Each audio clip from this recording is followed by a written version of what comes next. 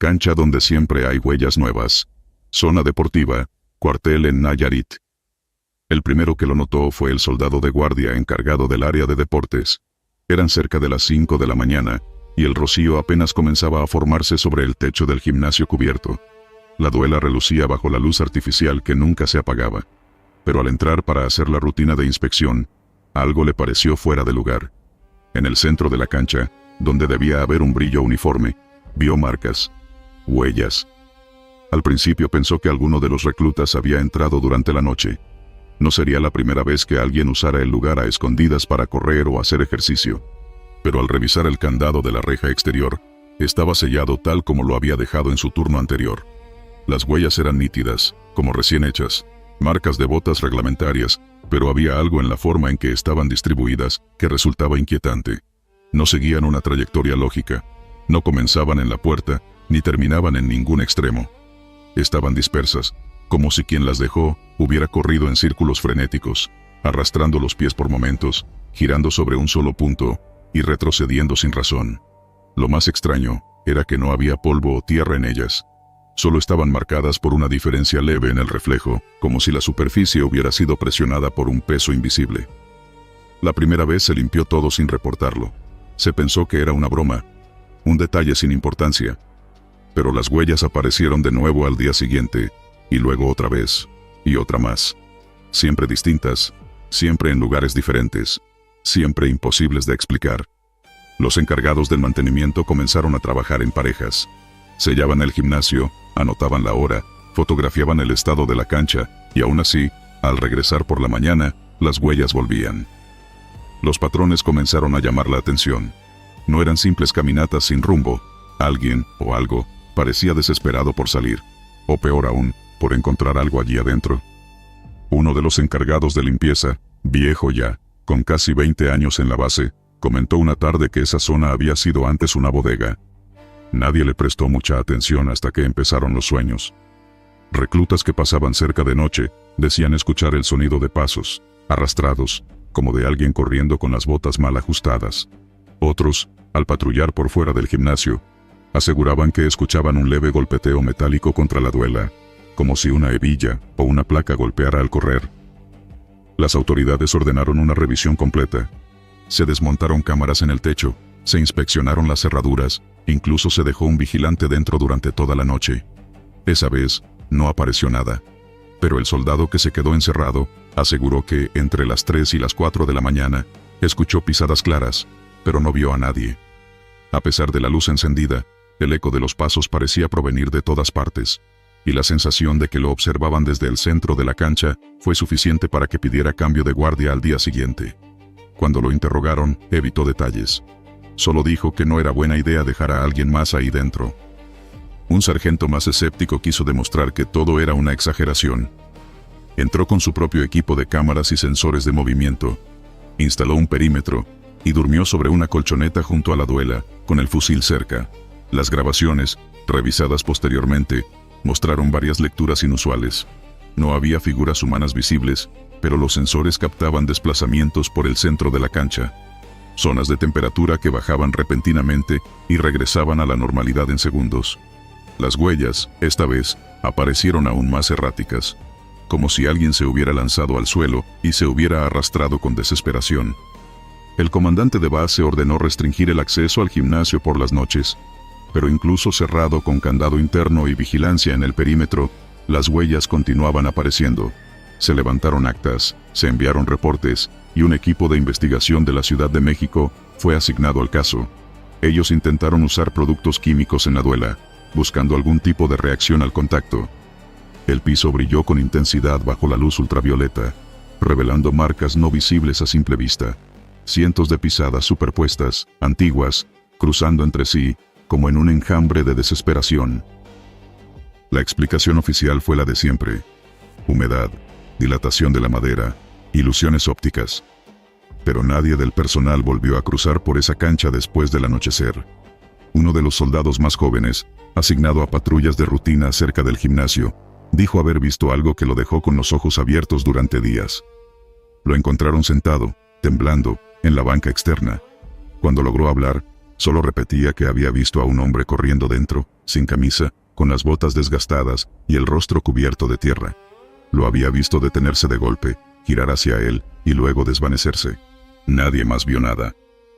El psicólogo de base atendió varios casos similares, síntomas de ansiedad, insomnio, sobresaltos nocturnos, todos relacionados, de alguna manera, con el paso por la zona deportiva. Se intentó sustituir la duela por otra más nueva. Durante los trabajos de remodelación se encontró algo bajo las tablas, fragmentos de tela, como un uniforme antiguo, enterrado junto a un viejo dog tag oxidado. El número de identificación no coincidía con ningún registro reciente. Al rastrearlo, se halló que pertenecía a un soldado desaparecido en extrañas circunstancias más de 3 décadas atrás. La historia no se difundió entre el resto del personal. Los altos mandos ordenaron sellar la información, y el gimnasio fue clausurado por remodelación estructural indefinida. Pero los vigilantes nocturnos aún dicen que algunas madrugadas, cuando pasan cerca, escuchan pasos, corriendo, golpeando contra la madera vieja que ya no está ahí. Y por las mañanas, aunque nadie entra ya, las huellas siguen apareciendo, distintas cada día, como si quien las deja aún no encuentra la salida. Voz. Desde el drenaje. Área de baños. Cuartel de Guerrero. En el cuartel se vivía bajo una rutina rígida y precisa. La mayoría de los reclutas solían levantarse antes del amanecer, con el cuerpo todavía cargado de sueño, directo al baño común para asearse. Era un sitio funcional, sin lujos, con azulejos gastados y un eco constante que deformaba los sonidos más simples. Ahí fue donde comenzaron los primeros reportes. El primero en hablar fue un muchacho del norte. Contó que, mientras se lavaba la cara, escuchó a alguien decir su nombre, como si viniera desde la coladera. Pensó que era una broma, pero al agacharse, solo encontró oscuridad húmeda y hedor. No dijo nada. No quería que lo vieran como loco. Pero al día siguiente, otro compañero escuchó lo mismo. Esta vez no lo llamaban por su nombre. Era una voz femenina, suplicaba ayuda. Uno de los encargados del aseo diario, un soldado ya con años de servicio, fue quien alzó la voz de manera más firme. Aseguró que al abrir el grifo del lavabo, la voz volvió, pero esta vez con un tono que no sonaba humano. Dijo que no solo se trataba de súplica, sino de un lamento ahogado, como si viniera de muy abajo, desde la profundidad del drenaje. No era constante. A veces, solo era un murmullo. Otras, un grito contenido. El oficial al mando decidió entonces tomar cartas en el asunto. Ordenó que se revisaran las cámaras que apuntaban hacia la entrada de los baños, por si alguien estuviera colándose en la madrugada. Nada. Ni un solo movimiento anómalo. Los registros de entrada del perímetro confirmaban que no había presencia femenina en el cuartel durante esas fechas. Un técnico del área de comunicaciones se ofreció para instalar un micrófono de campo cercano a la rejilla. Se trataba de un modelo capaz de captar frecuencias por debajo del umbral auditivo normal. Lo colocaron una noche completa. A la mañana siguiente, los que escucharon la grabación palidecieron. No eran palabras claras, pero sí se oían gemidos intermitentes, lamentos que se arrastraban, como si vinieran nadando por un túnel angosto. A ratos parecía que algo se acercaba. Luego, un sonido similar a uñas rascando el metal, como si intentara trepar por las tuberías. El audio fue almacenado en una unidad cifrada. Nunca fue compartido fuera del círculo que presenció la escucha inicial. Después de eso, los reclutas comenzaron a evitar los baños al anochecer. Algunos preferían no usar el lugar ni siquiera de día, orinando a escondidas en la parte trasera del edificio, o conteniéndose durante las largas jornadas.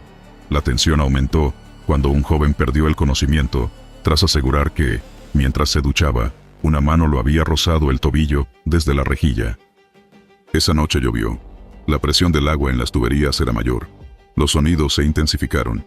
Quienes estaban en las literas más cercanas al baño dijeron que se oía como si alguien caminara dentro de los tubos.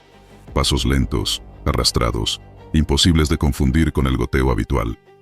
Uno juró haber escuchado un grito que no salió por la coladera, sino por la pared misma, como si el concreto se hubiera convertido en carne vibrante. Un comandante de mayor rango llegó al cuartel para supervisar el fenómeno. Ordenó una inspección profunda del sistema de drenaje. Un escuadrón con trajes especiales bajó por las alcantarillas desde el exterior del edificio. Recorrieron más de 100 metros, tomando fotos, trazando el mapa interno. No encontraron rastros humanos, ni señales de animales. Pero uno de ellos salió con la ropa mojada de algo que no era agua. Un líquido oscuro, viscoso, con olor metálico, como sangre vieja. Los análisis de laboratorio no arrojaron resultados concluyentes. No era una sustancia reconocida, ni animal ni humana. Solo coincidía con muestras tomadas en sitios arqueológicos con entierros antiguos. Aquello causó más dudas que respuestas. Durante una semana entera, la actividad se volvió constante. La voz cambiaba de tono. A veces era casi infantil. Otras veces, hablaba en lo que parecía ser un idioma ya extinto. Un lingüista retirado fue consultado. Dijo que algunas palabras tenían fonemas similares al náhuatl arcaico, pero desfigurados por la fonética del encierro. Se hizo un registro con bitácora de horas y sonidos. Todos los que escuchaban algo debían anotarlo. Varios coincidían en ciertos horarios. Entre las 3 y las 4 de la mañana, la voz siempre regresaba. El tono era el mismo, desesperación. Pedía que la sacaran, que ya no quería estar ahí, que dolía. Un soldado rompió la regla y decidió hablarle en voz alta desde la coladera. Le preguntó quién era. Dijo su nombre y esperó respuesta. No tardó en llegar. La voz le devolvió el nombre, y después dijo: «Estoy justo debajo de ti». Esa misma noche, comenzó a presentar fiebre sin causa aparente. Soñaba con ojos que lo miraban desde el fondo de un tubo, y con un rostro pálido pegado al metal, repitiendo su nombre una y otra vez. Al cuarto día fue trasladado a otra base. Se decía que hablaba dormido en un idioma que nadie entendía, con un acento que hacía temblar a los enfermeros. En su lugar, el baño fue sellado con placas de acero y concreto. Incluso así, semanas después, alguien escuchó el mismo susurro desde el ducto del lavamanos de la enfermería, a varios metros de distancia. Los reclutas nuevos desconocen la historia completa. Solo les advierten que no se queden solos en el baño después del anochecer. Algunos lo toman como una leyenda de cuartel, una de esas historias para asustar a los más jóvenes. Pero hay quienes aún conservan una copia de la grabación original, y al reproducirla con audífonos, aseguran que al final, si se pone suficiente atención, la voz ya no pide ayuda. Solo repite una frase con eco lento y gélido. Uno más. Falta uno más. Desde entonces, ningún drenaje en el cuartel vuelve a sonar como antes. Siempre hay un gorgoteo persistente, aunque no haya agua corriendo, como si algo, o alguien, siguiera ahí abajo, esperando. Y cada tanto, en silencio absoluto, se escucha una respiración, que no tiene boca, solo eco y hambre. Dormitorio que nadie puede usar. 2 noches seguidas, instalación montañosa, Durango. Ese dormitorio siempre había estado en funcionamiento, desde que la base fue construida a mediados del siglo pasado. Era una habitación larga, con literas metálicas alineadas contra las paredes de concreto frío, pintadas con una capa delgada de gris que se descascaraba en las esquinas. En total, 6 literas dobles, ninguna con nada peculiar, a simple vista. El reporte oficial nunca se redactó completo, pero entre los elementos de la base, se hablaba en voz baja de la habitación 9. Una vez asignado ahí, era común ver que el primer día transcurría con normalidad. Incluso los nuevos dormían sin problema, ignorando los comentarios de pasillo. Pero al segundo día, al despertar, comenzaban los murmullos. Un soldado de Veracruz fue el primero en notar los moretones. Despertó y sintió un ardor leve en los brazos. Al levantarse la manga, notó marcas oscuras en ambos bíceps. En ese entonces, se pensó que había dormido sobre sus propios brazos con demasiada presión. No se le dio importancia. Pero al día siguiente, cuando otro recluta en la cama superior apareció con marcas idénticas, la coincidencia encendió la sospecha. Los moretones tenían un patrón claro, eran simétricos, con forma de dedos, como si una mano invisible hubiese sujetado con fuerza desde arriba, y siempre aparecían después de la segunda noche, nunca antes.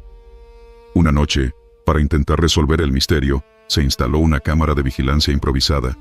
No eran cámaras oficiales, solo un celular escondido entre 2 mochilas, con la batería conectada a una fuente externa.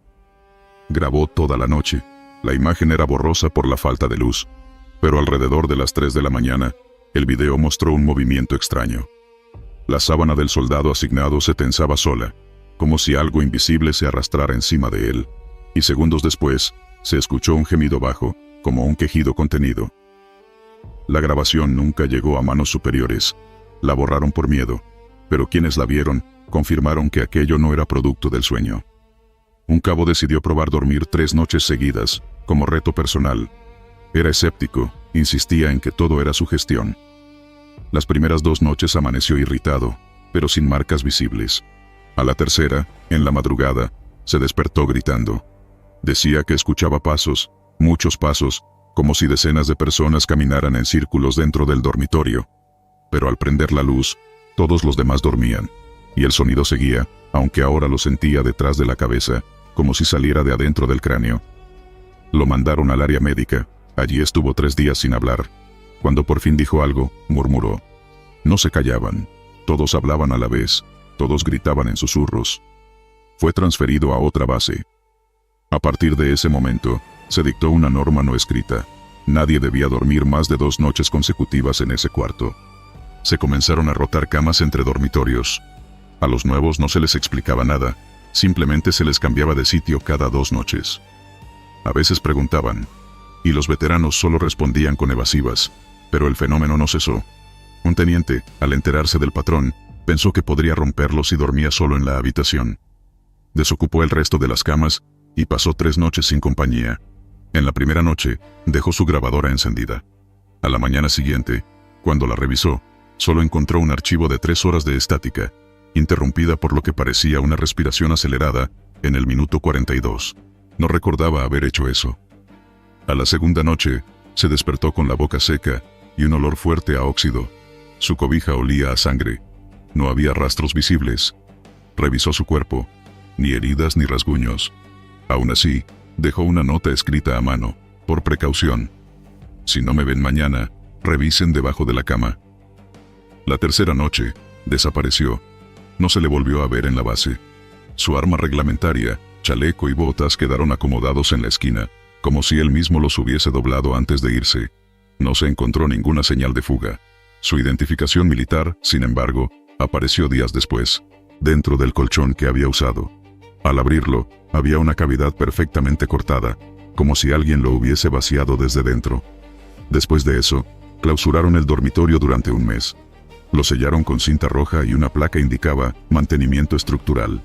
Pero era mentira, nadie entraba, ni siquiera los encargados de limpieza. Durante ese mes, cada madrugada, los sensores de movimiento instalados por seguridad marcaban actividad constante, aunque el acceso estaba cerrado. Revisaron las grabaciones de las cámaras del pasillo, y no se veía nada entrando o saliendo. Cuando por fin se reabrió, lo asignaron solo como cuarto de paso. Si un soldado debía descansar temporalmente unas horas, podía usar la habitación, pero solo por un turno corto, no más de 6 horas, jamás de noche, y nunca 2 veces seguidas. En uno de los últimos incidentes, un joven recluta, sin saber nada del historial del sitio, usó la cama inferior de la litera junto a la ventana. Lo hizo por 2 días, en turnos de descanso vespertinos. A la tercera vez, lo encontraron en estado catatónico. No respondía a estímulos, y tenía las uñas clavadas en las palmas. Cuando por fin logró balbucear algo, dijo: «Los vi parados, mirándome, desde abajo del colchón». Las camas fueron reemplazadas, se trajeron otras nuevas desde otra base, incluso se cambió el color de las paredes y se instaló nueva iluminación. Pero los efectos persistieron. Algunos decían que era el lugar, que las vigas, el concreto o el terreno estaban contaminados por algo más antiguo. Otros aseguraban que, durante la construcción de esa parte de la base, se encontró una caverna debajo del piso, que fue rellenada sin informar oficialmente. La versión más popular entre el personal era que el dormitorio fue levantado justo encima de una fosa clandestina. Nunca se comprobó, pero varios afirmaban que, si uno se acostaba en completo silencio, podía escuchar golpes sordos desde abajo, como si alguien rascara intentando salir.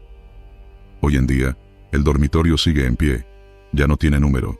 Fue renombrado solo como Área B, y nadie duerme allí más de una vez. Algunos nuevos, incrédulos, intentan desafiar la norma, pero nunca llegan a intentarlo más de 3 veces. Porque todos los que han insistido, han terminado oyendo los mismos pasos, las mismas voces, y todos, sin excepción, han dicho lo mismo justo antes de ser retirados.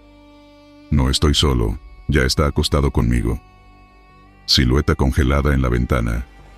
Centro Médico Militar, Querétaro. Esa madrugada, el frío era inusual. En Querétaro no solía nevar, pero esa noche el clima había cambiado de forma inesperada. Todo el complejo médico se encontraba en silencio, con el personal de guardia abrigado y resguardado dentro. Afuera, Una capa delgada de nieve cubría los pasillos exteriores, y el viento hacía que las luces parpadearan intermitentemente. Un enfermero fue el primero en notar la silueta.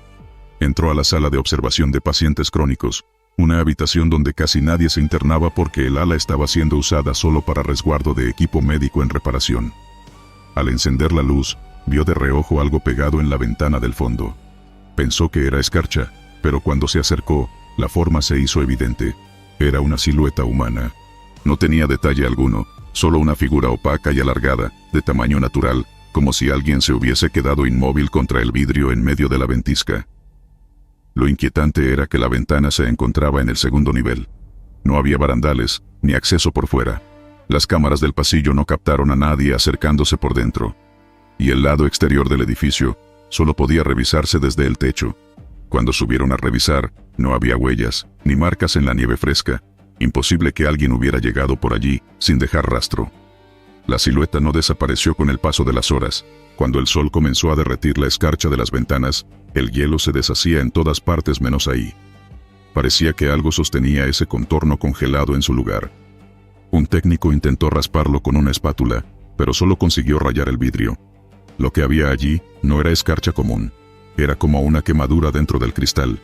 Un manchón exacto con forma de torso, brazos a los costados, y la cabeza ligeramente ladeada hacia la izquierda. Conforme pasaron los días, los comentarios comenzaron a circular entre médicos, celadores y soldados heridos en recuperación. Nadie quería pasar por esa ala.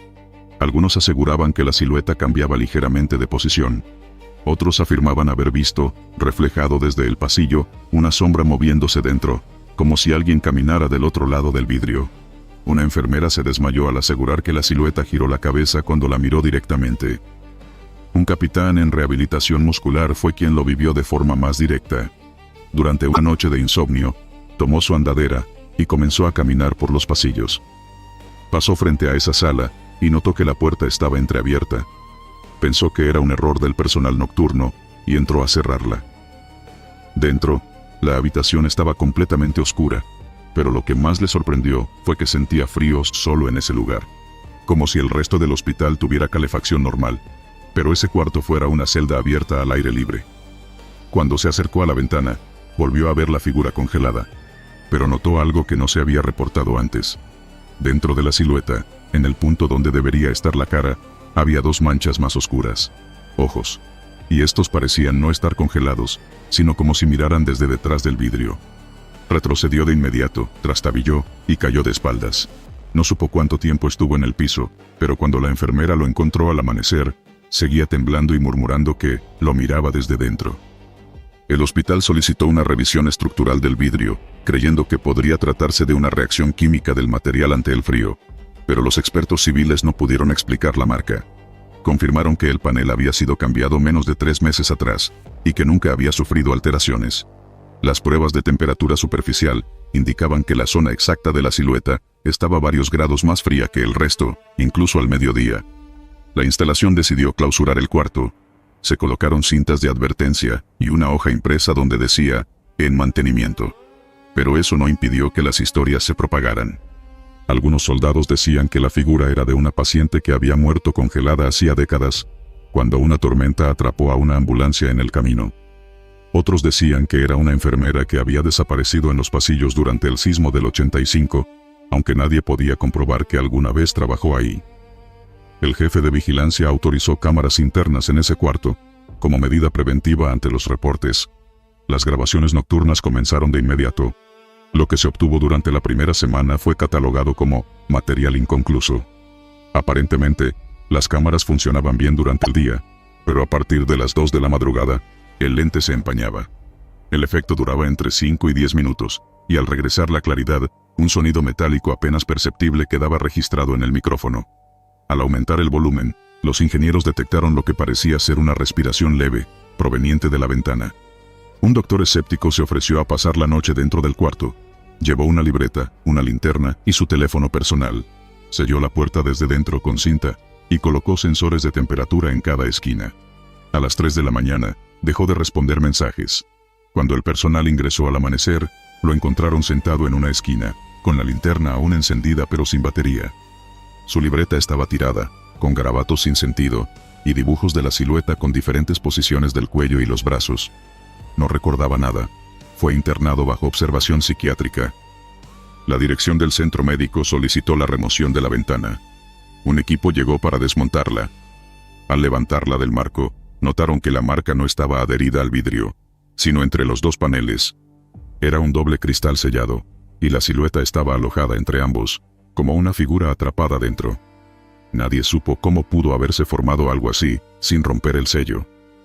Se optó por almacenar la ventana en una bodega dentro del mismo centro médico, a falta de una explicación lógica. La envolvieron con mantas térmicas y la colocaron en posición horizontal. Una semana después, el velador nocturno de esa bodega abandonó el puesto. Declaró que escuchaba golpes suaves dentro de la caja, como si algo rascara el vidrio desde adentro. Desde entonces, nadie ha querido trasladar el objeto ni destruirlo. El archivo oficial lo tiene registrado como vidrio contaminado por fenómeno de origen indefinido, y no se ha vuelto a asignar vigilancia permanente a la sala donde ocurrió.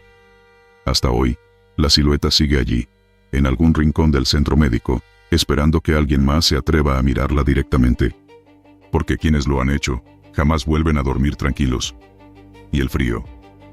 El frío en esa ala del hospital no se ha ido desde aquella noche. Aunque afuera vuelva a hacer calor. Casco que vibra. Solo zona de patrullaje, Colima. Fue un compañero quien me lo mencionó primero. Dijo que uno de los cascos en los casilleros del fondo vibraba por las madrugadas.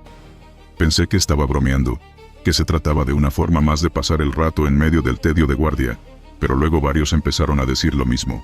No era cualquier casco, era uno viejo, de los primeros modelos que aún circulaban, con pintura desgastada en los bordes y una leve abolladura sobre la visera. Nadie lo usaba ya, había quedado como repuesto. La primera noche que hice turno completo, lo escuché. Eran casi las 3. El zumbido era agudo, apenas perceptible, pero suficiente para levantar sospechas. Provenía del casillero número 27, justo donde descansaba ese casco. No era un temblor fuerte, era más bien una vibración constante, mecánica, como si hubiera un motor diminuto dentro de él. Me acerqué sin hacer ruido. Cuando puse la mano sobre el metal, la vibración se intensificó, como si el contacto físico la alimentara. No sentí calor. No hubo corriente eléctrica, solo ese zumbido fino y una presión rara en el pecho. A la mañana siguiente, intentamos buscarle una explicación. Pensamos en campos magnéticos, alguna fuga de energía, incluso bromas pesadas. Lo movimos a otro casillero. A las 3 de la mañana exactas, vibró de nuevo. Lo cambiamos de lugar 4 veces en total. En todos, la vibración comenzaba a la misma hora, duraba alrededor de 1 minuto, y siempre venía acompañada del zumbido. Ningún otro casco lo hacía. Ningún otro objeto metálico en esa sala emitía algo similar. Uno de los sargentos, veterano de muchas campañas, nos dijo que ese casco perteneció a un soldado que desapareció en una operación en la sierra, varios años atrás. Lo encontraron semanas después, sin vida, al pie de un barranco. El casco era lo único que seguía en buen estado. Desde entonces, había pasado por varias manos, pero nadie lo quería por mucho tiempo. Siempre acababa guardado. Esa información la mantuvimos entre nosotros, no la reportamos formalmente. En este tipo de lugares, si uno empieza a decir que los objetos vibran solos, lo mandan al psicólogo militar o, peor, te sacan de patrullaje. Pero los rumores se esparcieron. Hubo quien lo grabó con su celular, aunque el video no captaba la vibración ni el sonido. Solo mostraba un casco quieto sobre un estante. Algunos empezaron a reírse del asunto. Otros, los más jóvenes, le tomaron fotos. Pero todos, sin excepción, evitaban tocarlo. Una noche, mientras descansaba en el área común, uno de los reclutas nuevos quiso demostrar que todo era mentira. Tomó el casco a medianoche y se lo llevó a su litera. Dijo que dormiría con él a los pies, solo para probar que no pasaba nada. Nadie dijo nada. Nos fuimos a dormir como de costumbre, aunque varios estuvimos atentos al reloj. A las 3:01, el chico gritó. Se incorporó de golpe, con el casco aún vibrando entre sus manos. Dijo que había escuchado una voz dentro del casco. Una voz ronca, como si viniera desde el fondo del metal, repitiendo su nombre. No quiso contar más. Le temblaban las manos. El casco fue devuelto al casillero, donde siguió vibrando las noches siguientes. En una ocasión, lo dejamos sobre una mesa de acero inoxidable, en la sala de limpieza, para comprobar si el zumbido podía registrarse con algún equipo. Usamos un viejo grabador digital. No obtuvimos nada en el audio, solo un silencio interrumpido por pequeños picos de frecuencia que no coincidían con ninguna voz ni sonido ambiente. Lo único que sobresalía era un pico agudo entre los 24 y 25 segundos de grabación. Revisamos varias veces. Parecía un patrón. Repetimos el experimento 5 noches. Siempre aparecía ese mismo pico, en la misma franja de tiempo. Un técnico de comunicaciones que estaba de paso nos ayudó a filtrar el audio. Al aislar ese fragmento, se escuchaba algo que se parecía a un susurro, apenas pronunciado. No era español, no era inglés, no era nada que pudiéramos identificar. El técnico se quedó blanco. Dijo que prefería no involucrarse más, y borró el archivo de su memoria portátil antes de irse. Los mandos superiores finalmente se enteraron. No por nosotros, sino por un capitán que presenció la vibración durante una inspección nocturna. No dijo nada al momento, pero al día siguiente ordenó que el casco fuera incinerado. Se armó una pequeña fogata en un terreno abierto, detrás del almacén. El casco fue colocado entre las llamas. Tardó más de lo normal en comenzar a quemarse. No había material inflamable, pero el metal no se calentaba. Parecía repeler el fuego. Tuvieron que usar combustible directo. Finalmente, se deformó y colapsó sobre sí mismo. Pensamos que todo acabaría ahí, que solo era un objeto cargado de supersticiones. Esa madrugada, a las 3 en punto, se oyó el zumbido otra vez. No había casco, no había nada, pero el sonido venía desde el casillero 27. Nos acercamos. El compartimento estaba vacío. No había metal, no había restos. Solo una ligera marca circular sobre la madera, como si el casco jamás se hubiera ido. Alguien propuso sellar el casillero. Lo cubrimos con cinta industrial, le colocamos advertencias y lo aseguramos con candado. El zumbido siguió por 5 noches más. Luego desapareció. Durante semanas no ocurrió nada extraño. Los turnos nocturnos se normalizaron. Algunos pensaron que el fenómeno se había extinguido con el fuego. Un mes después, en un patrullaje cercano a la sierra, un escuadrón reportó haber encontrado un casco semienterrado en la tierra, exactamente igual al anterior. No había huella cerca, ni restos. Solo el casco, con la misma abolladura, el mismo color desgastado, y vibrando. Lo dejaron allí, nadie lo tocó. Desde entonces, cada que alguien menciona el tema, preferimos callar. No está en los registros oficiales, no hay reportes, no hay nombres. Solo queda esa sensación de que algo, o alguien, sigue regresando al mismo punto. Tal vez buscando algo, tal vez esperando ser escuchado. Pero lo único que deja es un zumbido lejano, como si el eco de una muerte no resuelta aún buscara resonar. Carpeta con informes de personas no registradas. Comandancia de Seguridad, Tamaulipas. La carpeta apareció sin previo aviso, colocada entre 2 archivadores que habían sido cerrados bajo llave desde hacía semanas. El responsable de turno juró que no la había visto la noche anterior y que nadie más había ingresado al cuarto de archivos. Estaba en perfecto estado, con un tono verde olivo apagado y sin marcas exteriores. No tenía etiquetas visibles, ni código de referencia, nada. Solo una pestaña doblada como si alguien la hubiera manipulado con prisa.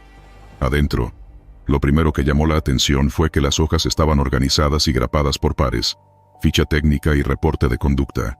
Todas tenían membrete oficial y firmas reconocidas. Eran al menos 12 expedientes, cada uno con nombre completo, matrícula, fotografía y detalles precisos del supuesto elemento, unidad asignada, entrenamientos recibidos, lugar de origen, incluso datos médicos. Parecía legítimo. El problema era uno solo. Ninguno de ellos existía. Al revisar el sistema digital y los registros físicos, no había coincidencias. Los números de matrícula no correspondían a ningún formato habitual. Los nombres no estaban en la base de datos nacional. Las caras de las fotos no eran reconocidas por nadie. Aún así, las hojas llevaban sellos recientes, con fechas válidas. Pero 2 semanas adelante, eso fue lo que detuvo todo. Las firmas eran el siguiente punto de preocupación. Varias coincidían con comandantes aún activos, algunos en otros estados. Se realizó una verificación rápida por llamada. Ninguno admitió haber firmado esos documentos. Ni siquiera reconocían los nombres que aparecían como sus subordinados. La caligrafía sí coincidía, según análisis posterior. Eso provocó que se notificara a inteligencia. Mientras se iniciaba la investigación, Se colocó la carpeta en una vitrina cerrada con código. Nadie debía manipularla sin autorización.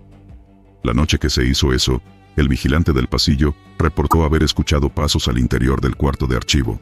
Cuando revisaron las cámaras, solo se captó un parpadeo en la luz, y luego la imagen congelada durante 26 segundos. Ninguna grabación posterior mostró entrada o salida de personas. Una semana después, la carpeta volvió a aparecer fuera de su vitrina, esta vez sobre el escritorio del teniente encargado del área. Estaba abierta en un nuevo expediente, uno que no había estado antes. El nombre era diferente, pero la fotografía era del mismo teniente. Vestía el uniforme, pero con insignias que no correspondían a su rango. En el informe, se le adjudicaban misiones en zonas donde nunca había estado, y en el apartado de fallecimiento, se le daba por muerto en un operativo ocurrido 3 días después de esa fecha. El teniente, al ver eso, tuvo un ataque de pánico. Se le trasladó a revisión psicológica y fue dado de baja temporalmente. Durante su descanso, desapareció de su domicilio. Lo último que se supo es que su celular marcó actividad en la misma comandancia a las 3:47 de la mañana. Nunca se le volvió a ver. A partir de ese hecho, se ordenó que el archivo fuera sellado. Sin embargo, los reportes comenzaron a duplicarse. Copias idénticas de los informes aparecían en otras comandancias del norte del país. En Durango, Sonora, Coahuila. Incluso uno llegó al centro de análisis en Ciudad de México, dentro de un sobre sin remitente, pero con sello oficial. Los nombres eran distintos, pero los rostros comenzaban a repetirse. Fotografías con rasgos parecidos a soldados caídos años atrás, pero con edades distintas, miradas alteradas, detalles mínimos que los hacían diferentes, o casi idénticos. En uno de los documentos se describía un incidente de fuego cruzado que aún no ocurría. Fechado para el siguiente mes, involucraba una operación conjunta que hasta ese momento ni siquiera estaba en planeación. Días después, la propuesta de ese operativo fue presentada oficialmente. En paralelo, uno de los sargentos que leyó por error varios de los expedientes, pese a las órdenes de no difundir el contenido, comenzó a presentar un comportamiento errático. Decía que reconocía las voces de los nombres registrados, que los había visto en sueños, caminando entre formaciones, observando sin hablar. Lo encontraron una madrugada en posición de firme en el patio de armas, hablando en voz baja con alguien invisible, pronunciando nombres que solo estaban en la carpeta. Fue relevado y puesto bajo vigilancia. 2 noches después, se suicidó en la enfermería. En su libreta personal, escribió: "No eran soldados, nunca lo fueron, solo imitan bien, pero ya vienen". Los rumores se esparcieron. Hubo quienes aseguraron haber visto a uno de los soldados inexistentes en la entrada del comedor. Otros juraban que escuchaban pasos dobles detrás de ellos cuando caminaban solos por los pasillos. El comandante general ordenó el traslado de toda la sección de archivos a una nueva instalación. Pero días antes de mover los documentos, todos los archivos digitales relacionados fueron borrados, sin acceso remoto, sin historial de eliminación. Solo quedó la carpeta física, con ahora 29 informes. Cuando se intentó incinerar, no ardió por completo. El papel ennegreció pero no se deshizo. La tinta seguía visible, como si las letras fueran resistentes al fuego. Se optó por guardarla en una caja metálica, sellada, bajo resguardo de cadena de mando. Pero nadie quiso firmar el documento de custodia. Todos los involucrados en algún punto terminaron siendo rotados, retirados o dados de baja médica. Meses más tarde, durante una revisión rutinaria, la caja fue abierta para inspección. Ya no contenía 29 informes, eran 31. El último tenía el nombre y fotografía del nuevo encargado de seguridad, el mismo que había abierto la caja minutos antes. Nunca se volvió a hablar del tema de forma oficial, solo quedó entre los pasillos, como una historia que nadie quiere confirmar pero todos conocen. Algunos dicen que en cada base del norte hay al menos una copia parcial de esos informes, escondida entre papeles verdaderos, esperando ser encontrada por la persona adecuada, o la equivocada. Y en cada uno de esos informes nuevos, las fechas de nacimiento siguen avanzando. Pero las fechas de muerte nunca cambian, solo están escritas, sin explicación. Y cuando alguien las ve, lo primero que hace, sin saber por qué, es revisar la fecha del día en su reloj. Y casi siempre coincide. Corredor que se acorta al mediodía. Pasillo de oficinas, Veracruz. Nadie en el destacamento podía explicar con certeza lo que ocurría en aquel pasillo. Durante años, había sido solo un tramo más entre las oficinas administrativas y la sala de juntas. El tipo de pasillo que uno cruza sin pensarlo dos veces. Recto, sin adornos, paredes blancas con zócalo oscuro, techo bajo y luces fluorescentes. Nada fuera de lo común, hasta que empezaron los reportes. Fue un teniente quien primero mencionó la sensación de encierro. Salía de la oficina de intendencia a las 12 en punto, cuando notó que el pasillo lo presionaba. Dijo que sintió como las paredes se le venían encima, y que tuvo que caminar de lado en un momento dado. Se le acusó de exagerar.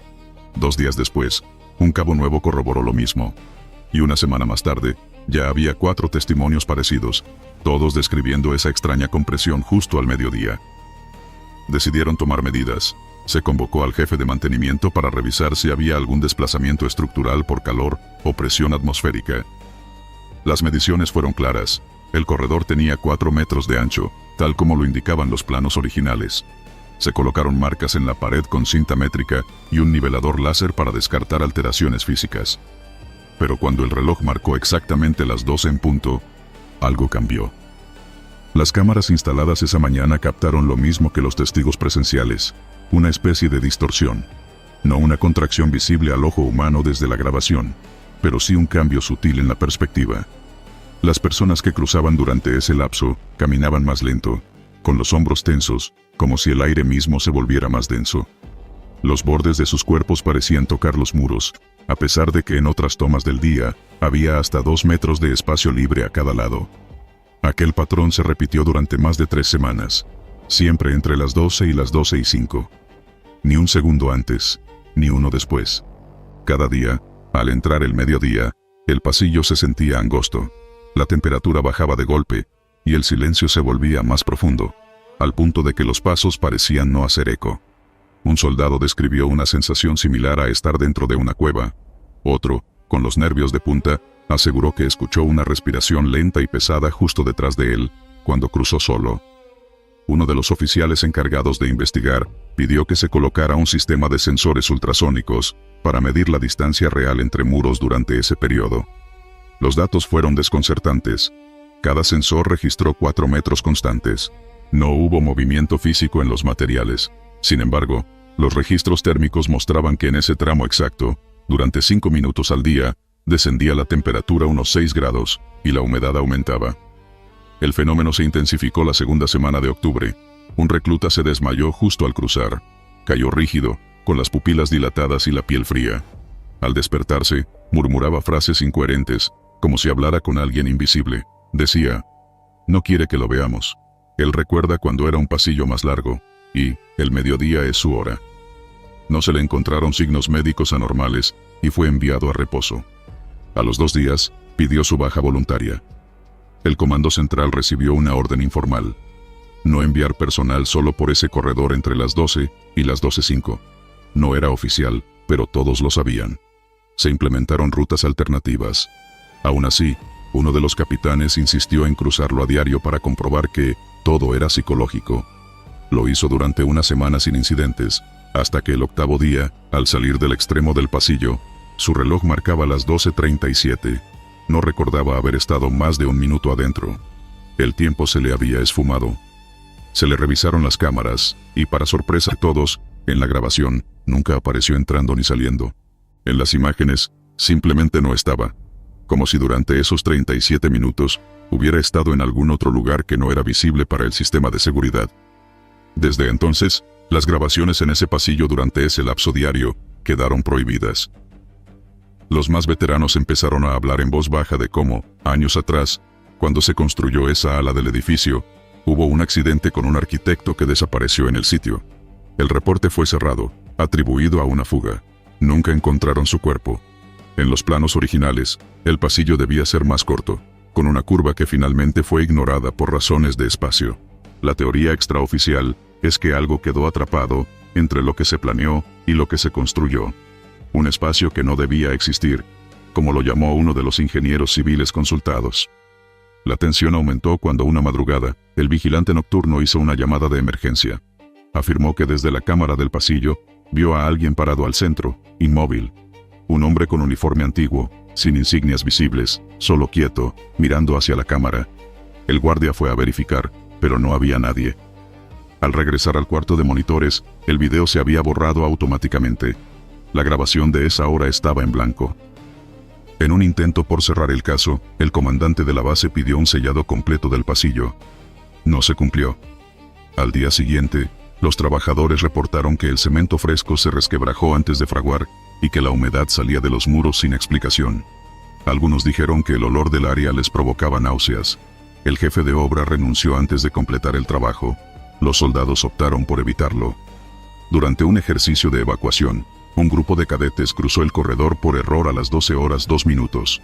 Se reportaron mareos, pérdida de equilibrio y una sensación común. Todos afirmaron haber visto una figura al fondo del pasillo, más alta de lo normal, con la cabeza ligeramente ladeada y sin rostro.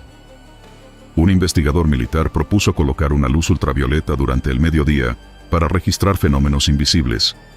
La lámpara reveló manchas oscuras en los muros, similares a siluetas de manos apoyadas desde adentro, como si alguien tratara de salir.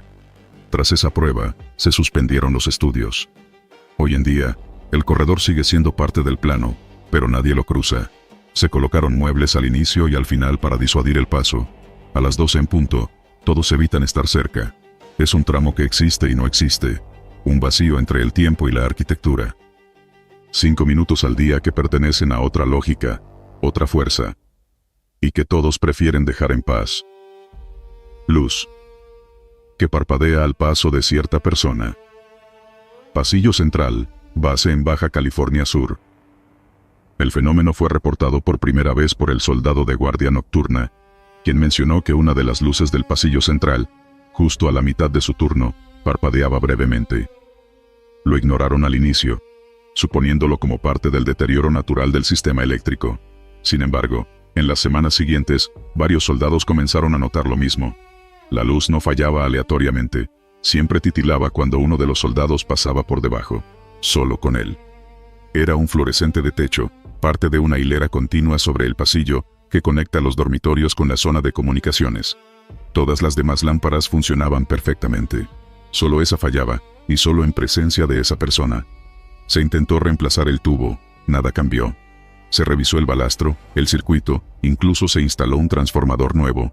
El parpadeo seguía.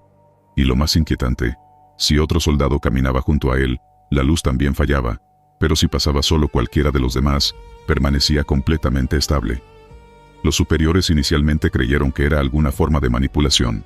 Tal vez el sujeto lo hacía a propósito, con algún mecanismo oculto, buscando causar inquietud o burla. Pero fue sometido a revisiones y vigilancia estricta. Nada fue hallado.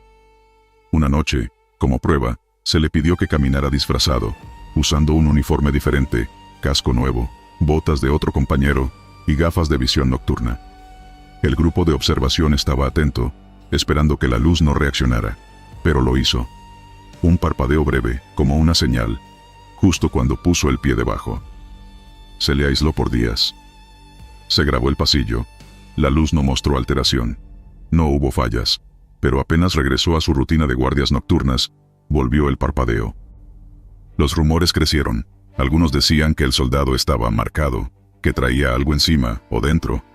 Se intentó desinfectar su ropa, se le dio nuevo equipo, se le asignó un nuevo dormitorio, se le pidió cambiar de ruta para llegar a sus turnos. Pero él regresaba por ese mismo pasillo, como si algo lo empujara, incluso cuando se le ordenaba ir por el sector sur. Lo justificaba diciendo que era más rápido, o que se confundía, pero nadie creyó esas excusas. Era como si él también estuviera atrapado en ese corredor. Una madrugada, uno de los oficiales encargados de la bitácora escribió que había visto una figura detrás del soldado, mientras éste cruzaba bajo la lámpara. No se distinguía bien, pero parecía más alta, desproporcionada, con una silueta borrosa. Solo aparecía durante el instante del parpadeo. Pensó que era producto de su cansancio, o una ilusión óptica por la intermitencia de la luz. Pero al revisar el video de seguridad, algo similar era visible. Una distorsión en la imagen durante esos segundos exactos, como una figura gris detrás del soldado, justo antes de que la luz se estabilizara otra vez. Se intentó prohibirle el paso por ese pasillo. Se colocó cinta de advertencia. Se le asignó una escolta para que lo acompañara por rutas diferentes. Pero en la noche del 15 de junio, fue captado de nuevo caminando solo por el pasillo, a las 3 de la mañana, descalzo y sin uniforme. La lámpara parpadeó con más fuerza, como si temblara, emitiendo un sonido breve, eléctrico. Se cortó la energía de todo el sector por 2 segundos. El escolta fue hallado dormido, inexplicablemente en su cama. Jamás escuchó que el otro se levantara. En la cámara de seguridad, el soldado aparece quieto bajo la luz, observando hacia arriba. La lámpara titila durante varios segundos continuos, más de lo usual. Luego todo queda a oscuras. Lo encontraron en posición fetal a mitad del pasillo, con las pupilas dilatadas y la piel de los pies cubierta de una sustancia negra, pegajosa, como barro seco. No recordaba haberse levantado. Dijo que alguien lo llamó por su nombre. Una voz femenina. Durante la inspección posterior, se descubrió que la lámpara ya no titilaba. La reemplazaron una vez más, sin razón aparente, solo por protocolo. El nuevo foco funcionó perfectamente. Pero ahora, el mismo fenómeno comenzó a manifestarse 2 puertas más adelante, en otra luminaria del pasillo, también solo con él. Solicitaron su traslado. Un documento interno recomendaba evaluación psicológica profunda, pero fue omitido por razones no especificadas. La petición fue aprobada de inmediato. Desde que fue asignado a una base distinta en Sonora, se dejó de registrar actividad en las luces del pasillo central. Pero una semana después, llegó un reporte desde la nueva base. El foco del baño del segundo dormitorio parpadeaba intermitentemente, justo cuando él entraba. No antes, no después, solo durante su presencia. Un técnico lo vio de espaldas mientras revisaba el interruptor. Aseguró que, por un instante, el reflejo en el espejo mostró a 2 personas. La figura extra, alta y sin rostro, estaba justo detrás. El técnico pidió su baja ese mismo día. La solicitud no fue cuestionada. El soldado fue reubicado una vez más, ahora en una zona de entrenamiento aislada. A la fecha, se desconoce si el fenómeno continúa. Lo único claro es que la luz del pasillo ya no parpadea, y que nunca volvió a hacerlo con ningún otro. Pero en el archivo de mantenimiento eléctrico de la base de Baja California Sur, todavía hay una hoja firmada a mano que no coincide con ningún oficial en servicio. Dice simplemente: no es el foco, es lo que camina con él. Escalera que pierde un peldaño al bajar torre de control, Sonora. Los que hemos patrullado instalaciones militares durante la noche, sabemos que el silencio pesa, y los sentidos se afinan a tal punto, que cualquier cosa fuera de lugar se vuelve sospechosa. Yo hice turnos de guardia en una vieja torre de control al norte de Sonora, un edificio abandonado que se usaba más que nada como punto de observación en ejercicios, pero que nadie quería cuidar solo. La torre tenía 4 niveles conectados por una escalera de madera gruesa, de esas que crujen aunque uno camine con cuidado. No había electricidad, así que nos movíamos con linternas de mano, o las que se sujetan al casco. Durante mi primer guardia ahí, uno de los soldados más antiguos me dijo con tono despreocupado que contara los escalones cada vez que subiera o bajara. Pensé que era una broma. Siempre faltan al bajar, me dijo, sin más. No entendía a qué se refería, pero esa madrugada lo comprobé. Subí contando con la linterna apuntando al suelo, 32 peldaños. Lo hice casi sin pensar, como distracción del aburrimiento. Me senté en el 4.º nivel, junto al ventanal roto que daba al monte, y me quedé ahí vigilando sin novedad. Pero cuando bajé a las 4 para el cambio de guardia, conté 31. Frené en seco, volví a subir, conté otra vez. 32, bajé con calma. 31. No había ningún escalón roto, ni lugar donde uno se pudiera saltar uno por error. No faltaba madera, no había huecos. Solo desaparecía un peldaño al bajar. Pensé que tal vez el cansancio me estaba jugando una mala pasada. Al día siguiente, le pregunté al otro guardia, un muchacho callado que ya tenía meses haciendo turnos en ese sitio. Me miró como si supiera de qué hablaba antes de que dijera nada. «Ya te pasó, ¿verdad? El que falta al bajar. A mí me hizo tropezar la primera vez», me dijo. Luego soltó una frase que se me quedó grabada. «Es como si algo se tragara el último escalón». La tercera noche me tocó nuevamente subir. Esta vez fui más atento, revisando incluso con el pie cada escalón. Al bajar, ya lo hacía con la linterna fija en el suelo, contando mentalmente. Llegué al último, donde debería estar el número 32, y no había nada, solo el aire. El pie bajó sin encontrar soporte, y perdí el equilibrio, golpeando la rodilla con el borde del siguiente tramo. Y senté en el piso, sobándome, y con la linterna aún temblando en la mano. Ahí fue cuando sentí algo que hasta hoy me resulta imposible de explicar. No era frío, ni viento.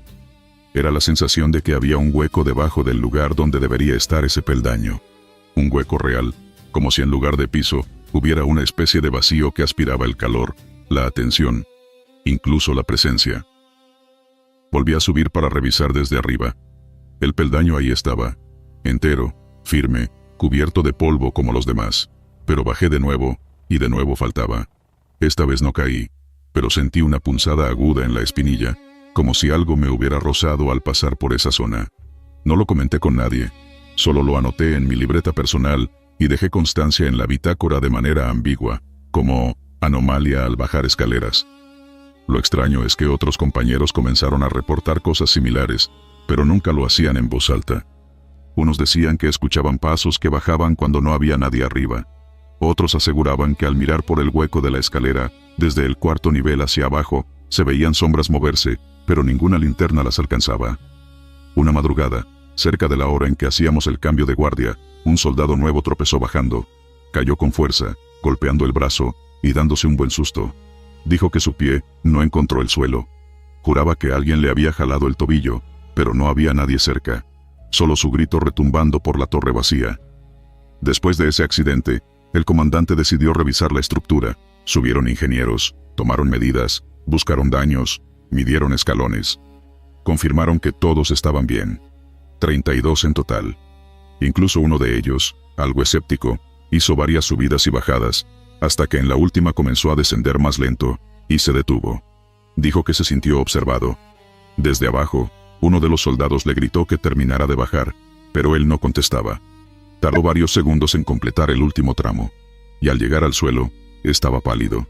No dijo palabra, solo se sentó a fumar, visiblemente alterado. Con el tiempo, se prohibió que un solo guardia patrullara la torre.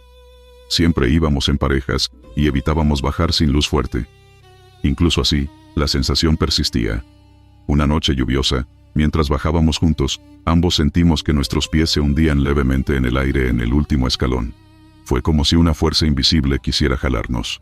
Uno de nosotros gritó, el otro se lanzó al piso por reflejo. No hubo lesiones, pero esa fue la última vez que usé esa torre. Hoy, cuando me acuerdo de aquella escalera, no puedo evitar preguntarme qué había entre esos peldaños. No era una falla estructural, era algo que jugaba con la percepción, que tomaba presencia solo en los momentos en que uno descendía. Como si esperara justo esa acción para manifestarse. Nunca se mostró de otra forma. Nunca hubo apariciones o ruidos directos, solo la ausencia, el vacío, y el escalón que nunca estaba. Muchos años después, supe que la torre había sido clausurada y cercada, no por problemas físicos, sino por reportes constantes de accidentes y eventos sin explicación aparente. En el informe se hablaba de alteraciones en la percepción del espacio, lo que es una forma elegante de no decir que ahí ocurría algo que no tenía lógica. Algunos compañeros bromean con eso. Dicen que el peldaño desaparece porque alguien baja también, pero más rápido, que lo pisa antes que tú. Otros aseguran que lo que se siente no es un error, sino un acceso a otra dimensión, un instante en que uno puede caer más allá de la estructura misma. Yo solo puedo asegurar esto. En esa torre, una noche de septiembre, bajé 31 peldaños. Y el último me devolvió la mirada desde el vacío. Desde entonces, nunca más bajé escaleras sin contarlas, porque uno nunca sabe si, al final, lo que falta no es un peldaño, sino parte de uno mismo. Espejo con retraso de 2 segundos. Baños de oficiales. Jalisco. Todo comenzó como una anécdota casi graciosa entre los soldados del cuartel.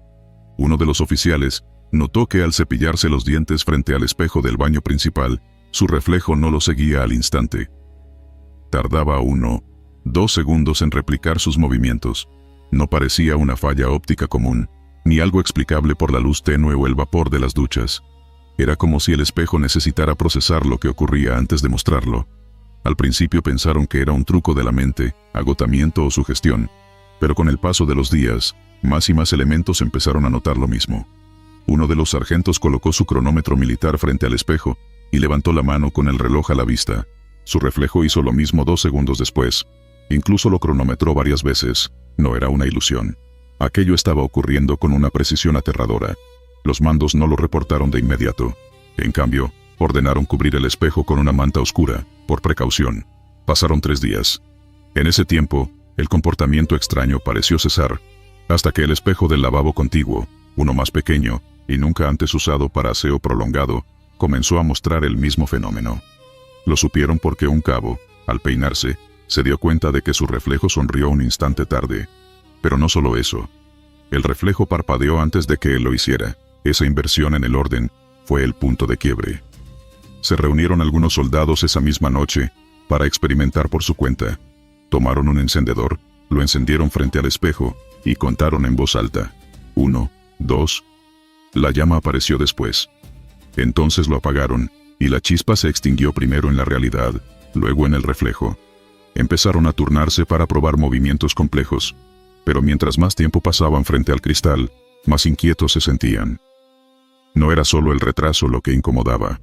Era una especie de presión en el pecho. Una sensación de que, en cualquier momento, el reflejo no los iba a seguir, o que haría algo diferente. La noche en que todo se volvió insoportable, un soldado se quedó solo frente al espejo por más de 5 minutos. El cuartel estaba tranquilo, silencioso. En el audio captado por las cámaras de vigilancia, se escucha su respiración agitada mientras pronuncia su nombre completo frente al vidrio.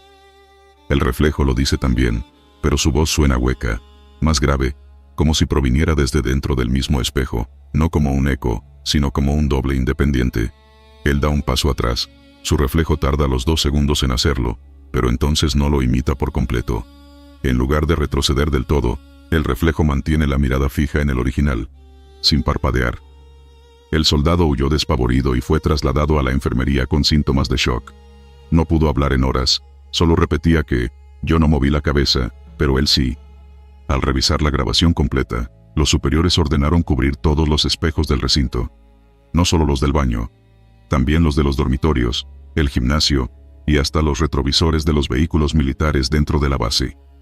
Durante los siguientes días, se reportaron sueños repetitivos entre varios miembros del batallón. Sueños donde caminaban por corredores infinitos de cristal, donde sus reflejos los esperaban al final con gestos burlones. Una semana después, uno de los soldados se quitó la vida dentro del baño que había sido el primero en manifestar el fenómeno. Lo encontraron con los ojos vendados y un mensaje tallado en el muro con una navaja de campaña. Ahora él ya no me ve, pero yo sí a él. Fue la gota que derramó el vaso. Una comisión externa llegó al cuartel bajo pretexto de revisión de instalaciones. Se retiraron todos los espejos del lugar y se reemplazaron por láminas de metal pulido que apenas ofrecían una silueta borrosa. Aunque el fenómeno cesó, quedaron secuelas. Uno de los mecánicos del recinto fue interrogado semanas después, cuando reportó que, mientras reparaba un vehículo en el hangar, al agacharse junto a un charco de aceite, vio su reflejo en la mancha líquida. Y ese reflejo, según su testimonio, tardó los 2 segundos de rigor en levantar la cabeza. Pero no tenía rostro. No hubo forma de verificarlo. La mancha se secó. En el registro de incidencias paranormales del ejército, el caso quedó catalogado como interferencia de imagen diferida en superficie reflejante.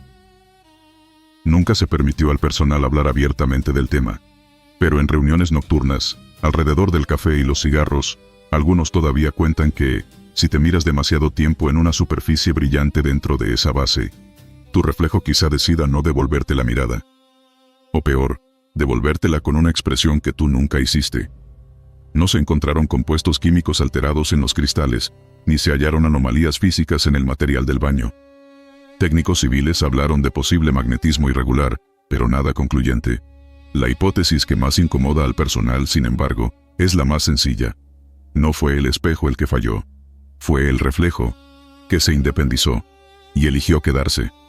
Mano transparente en el rango zona de entrenamiento militar, Sierra Central de Jalisco. Los hechos comenzaron a circular entre los reclutas durante la segunda semana de instrucción, en una zona de prácticas montañosa, alejada de cualquier carretera principal. El terreno era irregular y lleno de brechas, lo que obligaba a los soldados a moverse en formación por pendientes peligrosas, cubiertas de hojarasca húmeda. Uno de los muchachos cayó de forma aparatosa en una bajada. Se levantó con raspones y algo confundido, pero lo que dijo después dejó a todos callados. Sintió que alguien lo empujó con fuerza desde la espalda. Al girarse no había nadie. El asunto hubiera quedado como un simple tropiezo por el cansancio, si no fuera porque, en su declaración informal con el sargento, dijo que, al caer, alcanzó a ver una figura transparente bajando la misma pendiente. La silueta era claramente humana, con uniforme de otro tiempo, más holgado, de color más opaco, sin las insignias modernas. El rostro era indefinido, como si estuviera cubierto de una neblina fina. En los días siguientes, el clima se volvió más húmedo, y la neblina comenzó a formarse a diario al amanecer. Algunos soldados que hacían guardia juraron ver sombras desplazarse entre los árboles, justo en esa misma bajada. Uno de ellos, en particular, escuchó pasos detrás de él y al girar, vio como unas botas antiguas desaparecían entre la maleza. Lo reportó, pero se le atribuyó a la falta de sueño. Una noche, el instructor de tiro que acostumbraba a fumar antes de dormir, decidió caminar cerca del rango mientras todos dormían. Llevaba una linterna de mano y notó algo extraño en la tierra húmeda. Una serie de pisadas desordenadas, como de alguien descalzo. Al seguirlas, lo llevaron justo a la pendiente donde había ocurrido la primera caída. Ahí, a unos metros, distinguió una figura agachada mirando hacia abajo. Pensando que era un recluta con insomnio, le gritó que regresara a los dormitorios. Pero la figura no reaccionó. Al iluminarla con la linterna, no proyectó sombra. Un segundo después, simplemente dejó de estar ahí.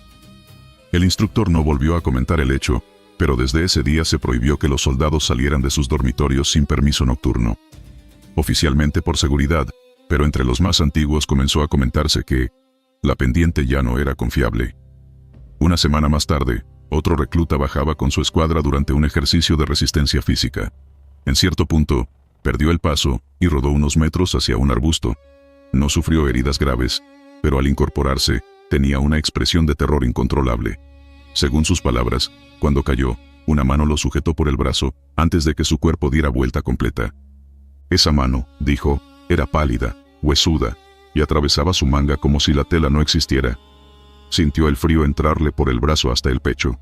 Cuando se detuvo por completo, la mano ya no estaba, pero la piel de esa zona quedó entumecida por horas. Se le llevaron a revisión médica, aunque físicamente no tenía fracturas ni golpes considerables.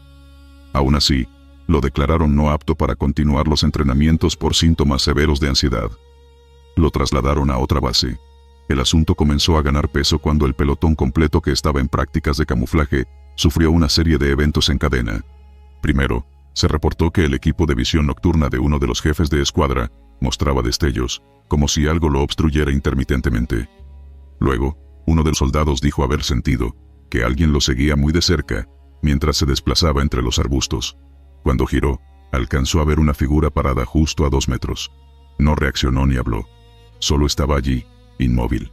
Lo más inquietante era que el uniforme parecía deslavado, como si llevara años expuesto a la intemperie. Al volver a mirar, la figura ya no estaba.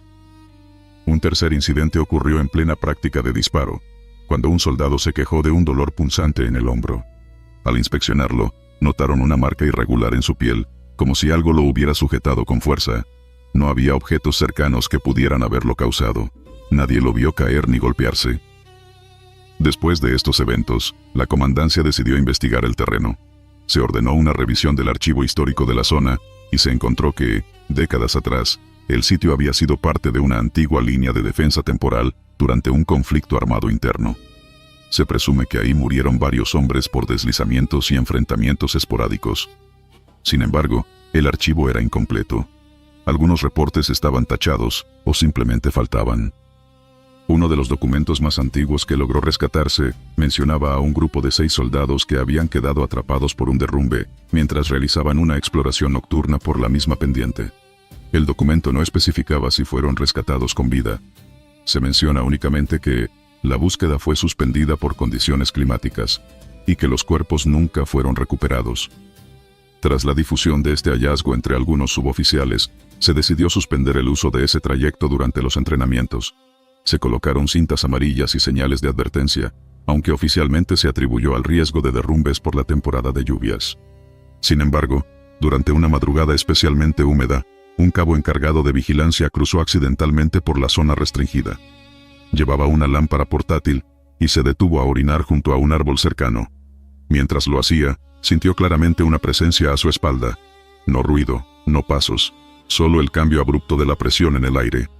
Al girar, distinguió algo flotando a escasos centímetros del suelo. Una figura vestida de uniforme antiguo, con el rostro cubierto por algo similar a una malla o velo. El cabo corrió de regreso al punto de control. Dejó caer su lámpara y no volvió a patrullar solo.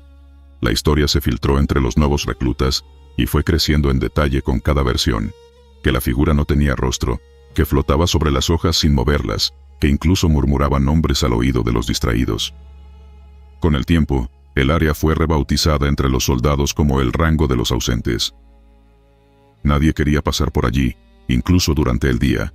Las aves callaban al entrar a ese tramo, y la humedad tenía un olor más rancio, como a tierra vieja y madera podrida. Algunos aseguraban ver huellas que no pertenecían a ningún calzado moderno, como si alguien aún marchara por ahí, repitiendo una rutina que ya no existe. A la fecha, no hay informes oficiales que reconozcan lo ocurrido como fenómeno inexplicable. Solo se tiene un registro interno de incidentes con lesiones leves, ansiedad generalizada y cambios súbitos en temperatura durante las prácticas. Aún así, cada nuevo pelotón es advertido, sin documentos de por medio, que deben evitar esa pendiente. No por el terreno inestable, sino porque no todos los que bajan por ella regresan siendo los mismos. Centinela, que no era de la compañía base militar, sector norte, registro testimonial clasificado. Aquel periodo, el clima era particularmente hostil. Viento helado en las madrugadas, y un silencio que ni los grillos se atrevían a romper. El puesto de vigilancia de la Torre 3 llevaba años sin ser utilizado. Según los oficiales de más antigüedad, había quedado fuera de operación tras una reestructuración del perímetro. Sin embargo, desde hacía semanas, varios soldados aseguraban haber visto movimiento allí durante las rondas nocturnas. Nadie quería hablarlo en voz alta, por miedo a ser tildado de imaginativo o peor aún, de insubordinado. Pero los comentarios comenzaron a acumularse. Un centinela, de pie, completamente quieto, siempre de espaldas, mirando hacia la línea boscosa que marcaba el límite con la zona rural. Una madrugada, uno de los nuevos soldados, aún sin conocer la historia del lugar, rompió el silencio, al regresar agitado del recorrido. ¿Quién estaba haciendo guardia en la Torre 3? Preguntó con voz temblorosa. Los superiores revisaron el turno. Nadie había sido asignado a esa torre. De hecho, según la bitácora, ese puesto estaba clausurado desde hacía 5 años. La explicación más lógica fue que quizá confundió alguna sombra, o incluso tuvo un episodio de estrés. Pero lo que dijo después fue lo que cambió todo. Tenía uniforme de nosotros, pero el modelo era más viejo. No se movía. No respondía cuando le grité. Solo estaba ahí. Días después, el relato fue confirmado por otro elemento, esta vez un soldado con mayor rango y más años de servicio. Describió la misma escena. Figura estática, uniforme grisáceo deslavado, sin responder, siempre de espaldas. Algunos empezaron a decir que el centinela antiguo había regresado a su puesto. Uno de los comandantes decidió hacer una inspección por sí mismo. Subió a la torre al anochecer, armado, con linterna y radio. No encontró nada fuera de lugar, salvo una delgada capa de polvo interrumpida por unas pisadas frescas, justo en el borde donde la madera ya crujía por los años. El aire ahí arriba estaba inmóvil, frío, como si algo respirara sin hacer ruido. Tomó fotos. Al revisarlas después, notó que en una de ellas, reflejado en el vidrio roto de la cabina, aparecía una silueta. No era la suya. Aquello se volvió un secreto a voces. Nadie quería hablarlo frente a los superiores, pero los de patrullaje nocturno empezaron a modificar sus trayectos para evitar pasar cerca de la torre. Algunos incluso se persignaban al cruzar frente a ella, aunque eso rompiera el protocolo. La bitácora del cuartel se mantuvo sin cambios. Ninguna orden oficial fue emitida para revisar o reactivar la torre, pero todas las semanas alguien aseguraba haberlo visto allí arriba, quieto. Algunas versiones más recientes afirmaban que en ocasiones giraba un poco el cuello, solo un par de centímetros, apenas lo suficiente para sugerir que sabía que lo estaban mirando. Una noche, uno de los soldados más escépticos decidió esperar. Subió al techo de una caseta de vigilancia cercana con binoculares. Se mantuvo allí por horas, envuelto en su manta térmica, revisando la Torre 3 sin descanso. A eso de las 2:15 de la madrugada, lo vio. Una figura alta, delgada, de espaldas, rígida. No tenía radio, ni linterna. Solo el contorno de un casco antiguo, y un fusil colgado en la espalda, modelo ya en desuso. Lo más perturbador, según su testimonio, fue que durante media hora, la figura no se movió. Pero al intentar parpadear, él sintió que la figura también se giró ligeramente, lo suficiente como para distinguir la curva de una mejilla deformada, como hinchada o quemada. El soldado gritó, no al espectro, sino por la radio, buscando a su compañero de ronda. Bajó sin recoger su manta ni sus binoculares. Desde entonces no volvió a mirar hacia esa torre. Hubo un intento por cerrar físicamente el acceso con tablas y candados. Una semana después, los clavos aparecieron doblados, como si alguien los hubiese retirado desde dentro. La madera rota estaba tirada al pie de la escalera. El candado seguía colgando, pero su interior estaba partido como por oxidación acelerada. A la semana siguiente, en medio de una densa neblina, uno de los sargentos que desconocía los rumores fue enviado a hacer una ronda especial. Al pasar frente a la Torre 3, escuchó el crujido de pasos sobre la plataforma de madera. Encendió su linterna, juró que vio al centinela mirarlo directamente. Esta vez no estaba de espaldas, tenía los ojos hundidos y un gesto congelado, no le hablaba, solo lo veía. El sargento apuntó con su arma, gritó la contraseña de seguridad, ninguna respuesta. El protocolo indicaba disparar solo si había amenaza directa. En cambio, retrocedió lentamente y salió corriendo. En su informe, redactado con miedo evidente, escribió que el centinela lo observaba con una fijeza antinatural, como si llevara años esperando ese momento. La investigación interna fue breve.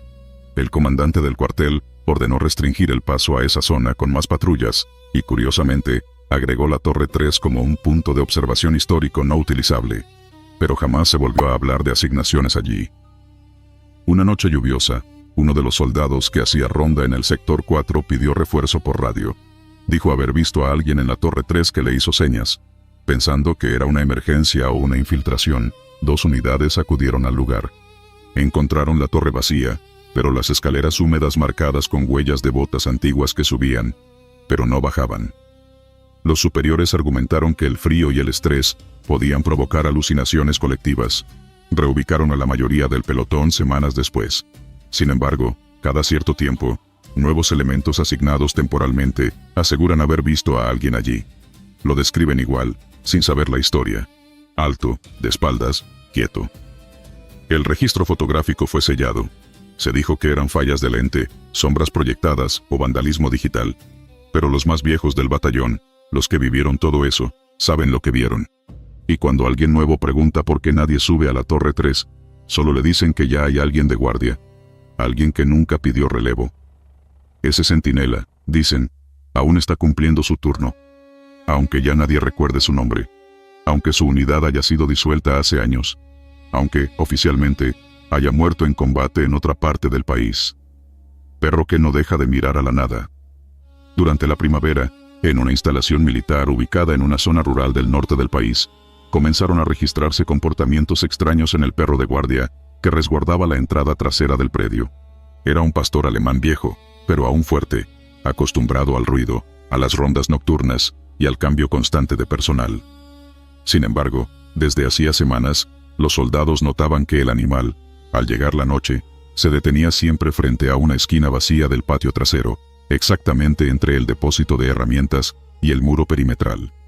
Allí, se quedaba inmóvil, mirando fijamente a nada, sin moverse por largos minutos. Cuando se le intentaba llamar o distraer, emitía un gruñido bajo y retrocedía levemente, con el pelo erizado. Uno de los soldados de vigilancia decidió grabar al perro con su celular una noche. Se escuchaba el gruñido constante y el sonido de sus uñas rascando el cemento, mientras su mirada permanecía fija en la misma dirección. Lo curioso era que no había nada allí. Nada visible. Solo una vieja escalera de metal oxidado apoyada al muro. Ni ratas, ni sombras, ni árboles que proyectaran formas extrañas. Era un rincón más de la base, como cualquier otro. Pero el perro no lo veía así. En días posteriores, el comportamiento se repitió con puntualidad enfermiza. Siempre entre las 2 y 3 de la madrugada. El perro despertaba, caminaba lento hasta el mismo punto, se sentaba frente a la esquina y comenzaba su ritual de gruñidos. Los guardias, al principio, lo tomaban como una simple costumbre rara, una manía de viejo, pero pronto empezaron a notar algo más preocupante. Uno de ellos, al salir a fumar un cigarro cerca del perro, juró haber sentido un aire helado apenas se acercó al punto. Otro aseguró que su linterna parpadeó cuando iluminó la pared. Incluso hubo quien afirmó que, por un segundo, le pareció ver una silueta delgada apoyada contra el muro, como si alguien alto y muy pálido estuviera parado allí, mirando de vuelta. Pero al encender de nuevo la linterna, no había nada. Un cabo sugirió instalar una cámara de seguridad fija, apuntando directamente a esa zona. Aprovecharían una de las cámaras de los almacenes que no se usaban, y con ayuda del técnico de comunicaciones, la conectaron a la red de vigilancia interna. La colocaron discretamente entre los tubos, justo encima del foco de luz, con visión nocturna y sensor de movimiento. Esa misma noche, la cámara registró imágenes sin incidentes hasta las 2:01 de la madrugada. Luego, la señal simplemente se interrumpió. No hubo corte de electricidad, ni sobrecarga, ni apagón general. Solo una pérdida de señal en esa única cámara, justo durante 60 minutos. A las 3:01 exacto, volvió a encenderse, y todo parecía en orden. Volvieron a intentarlo al día siguiente, esta vez con una segunda cámara auxiliar, apuntando desde otro ángulo. El resultado fue idéntico. Ambas cámaras dejaron de transmitir al mismo tiempo, durante 1 hora exacta, sin razón aparente. Revisaron el equipo. Todo estaba funcionando bien. No hubo problemas de red, ni fallos técnicos, pero cada madrugada, al llegar esa hora, las grabaciones desaparecían. El archivo mostraba un salto directo de tiempo, como si algo estuviera bloqueando específicamente ese rincón, durante ese momento preciso. El teniente encargado de la base decidió entonces que un par de soldados hicieran guardia presencial durante esa hora, sin cámaras, para observar con sus propios ojos. Uno de los asignados fue un soldado recién llegado, al que le pareció una orden absurda. Solo debía observar una esquina vacía. Llevó consigo un termo con café, una linterna recargable y un radio. Durante los primeros 20 minutos, todo fue normal. El perro se le acercó, y sin ladrar, se sentó a su lado. Luego comenzó a temblar. No por frío, sino por algo más. Sus orejas se agacharon y soltó un gemido seco. El soldado intentó acariciarlo, pero el perro se apartó y se colocó justo frente a la esquina, gruñendo con fuerza. En ese momento, el soldado sintió una presión en los oídos. No era sonido externo, sino una sensación interior, como cuando se baja la presión al aterrizar en un avión. Y enseguida, el foco que iluminaba el muro parpadeó 2 veces y se apagó por completo.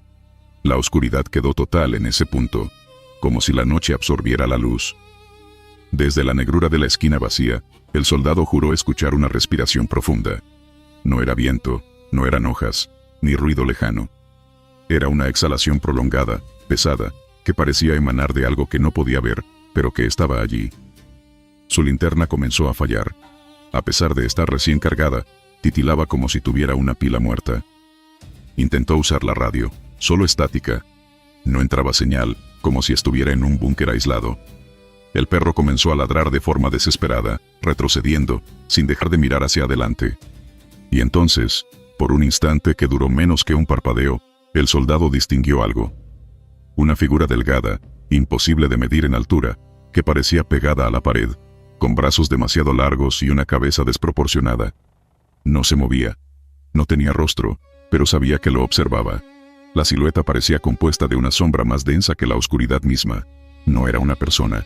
No era un animal. Era otra cosa. Algo ajeno al mundo. El soldado no supo si gritó o solo lo pensó. La linterna cayó de sus manos. Corrió. No miró atrás. El perro fue detrás de él. Ambos llegaron hasta el módulo principal de vigilancia, sin que nadie entendiera por qué estaban tan alterados. El soldado temblaba y no lograba hablar con claridad. El perro vomitó en una esquina. En la bitácora se asentó un reporte médico que mencionaba crisis nerviosa por estrés y desorientación. Pero el soldado fue relevado de la guardia de madrugada desde ese día. Nadie volvió a poner cámaras, ni a asignar vigilancia directa a esa zona. Se limitaban a dejar el perro suelto, y cada noche, él volvía al mismo punto, miraba fijamente hacia la nada, y gruñía. Pero ya nadie se acercaba a preguntarse qué era lo que veía. Un par de semanas después, un sargento de intendencia, mientras limpiaba un cuarto de bodega cercano, encontró un documento viejo entre papeles húmedos. Era un reporte de mantenimiento de años atrás. En él se mencionaba una estructura que fue demolida por orden de la comandancia, un cuarto anexo usado antiguamente como celda temporal para detenidos. Esa celda coincidía con la ubicación exacta de la esquina que el perro miraba. En el mismo reporte, había una nota al margen con tinta corrida que decía: sellar ese lugar. Las manifestaciones no cesan. El documento fue archivado sin mayor comentario. Nadie volvió a hablar del tema. Solo el perro, cada noche, permanecía fiel frente a lo que los demás preferían no ver. Balazos que nunca existieron. Era un terreno vasto, seco y con matorrales dispersos. En esa región de Sonora, el calor parecía emanar desde el suelo mismo. Ahí se encontraba el campo de entrenamiento militar, una base activa pero aislada, a varias horas del poblado más cercano. El viento arrastraba polvo constante, y los insectos apenas se oían con la misma monotonía que el crujir de las botas en la grava. Para la mayoría de los soldados, aquel sitio era una rutina: instrucción, vigilancia, marchas forzadas, entrenamiento de tiro. Pero una semana en particular trajo algo que rompió con lo habitual. La primera noche fue breve, casi imperceptible. El escuadrón dormía en los barracones cuando, pasadas las 2 de la madrugada, una serie de detonaciones secas sacudieron la calma. Algunos soldados se incorporaron con sobresalto. Uno de ellos, que había hecho guardia días antes en el polígono de tiro, juró reconocer el eco de disparos de fusil G3, como si alguien estuviera realizando una ráfaga rápida. Pero al salir y revisar el entorno con linternas, no encontraron nada. El polígono estaba oscuro, sin luces encendidas, sin personal asignado. Pensaron que tal vez había sido un mal sueño colectivo, o el rebote lejano de alguna detonación en ranchos ilegales. Se intentó justificar, aunque algo en el ambiente dejaba un sabor metálico en el aire. La segunda noche las detonaciones fueron más claras. Se escucharon 3 series de disparos, una detrás de otra, como si se tratara de un ejercicio de fuego cruzado. La patrulla nocturna reaccionó de inmediato. Equipados y con armas, corrieron hacia el polígono, cruzando los caminos de tierra entre los árboles y arbustos, pero no hallaron a nadie. Ni luces, ni casquillos, ni humo. Ni siquiera olor a pólvora. El suelo de arena mostraba sus marcas de siempre, pero ningún rastro reciente. Las cámaras de vigilancia no mostraron ningún movimiento, y aún así, los ruidos habían sido demasiado cercanos, imposibles de ignorar. La tercera noche fue diferente. Los disparos comenzaron más temprano, justo cuando se realizaba el último cambio de turno, cerca de la 1. Pero esta vez no solo se escucharon, también se sintieron. Vibraciones leves recorrieron la estructura de la torre de observación, como si alguien estuviera disparando justo en el límite del campo. Los que se encontraban dentro de las instalaciones aseguraron que incluso las ventanas temblaron. Algunos soldados cayeron al piso instintivamente, creyendo que se trataba de un ataque externo. Pero una vez más, nada. Salieron en formación, revisaron cada esquina, revisaron las armas resguardadas en la armería, e incluso contaron los cargadores para asegurarse de que nadie hubiera tomado uno sin autorización. Todo estaba en orden.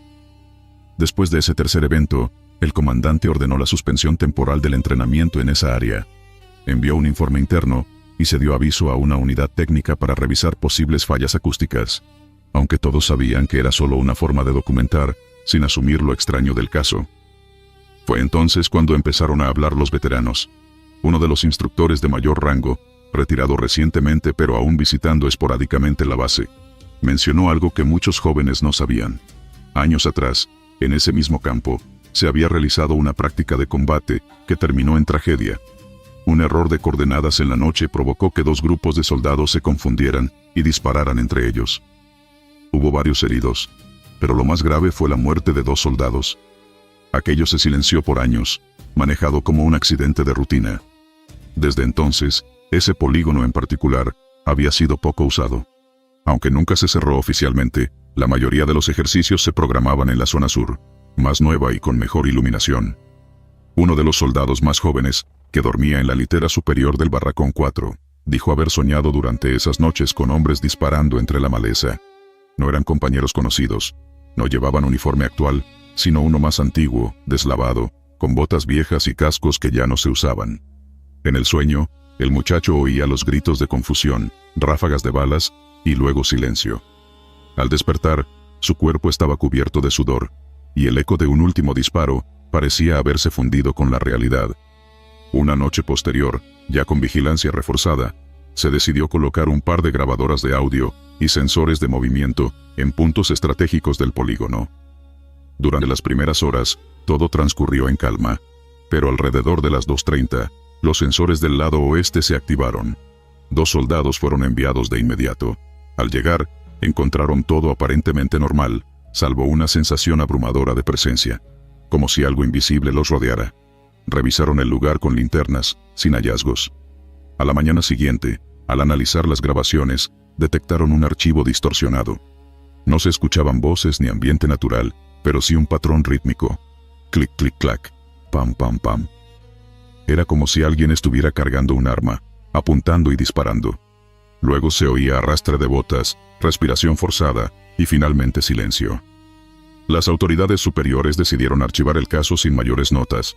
Argumentaron que podrían haber sido ruidos ambientales o interferencias.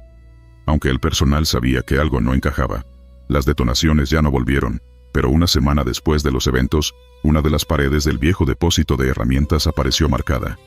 No con disparos reales, sino con una silueta borrosa de impacto, como si el concreto hubiera absorbido el eco de aquellas balas que nunca existieron.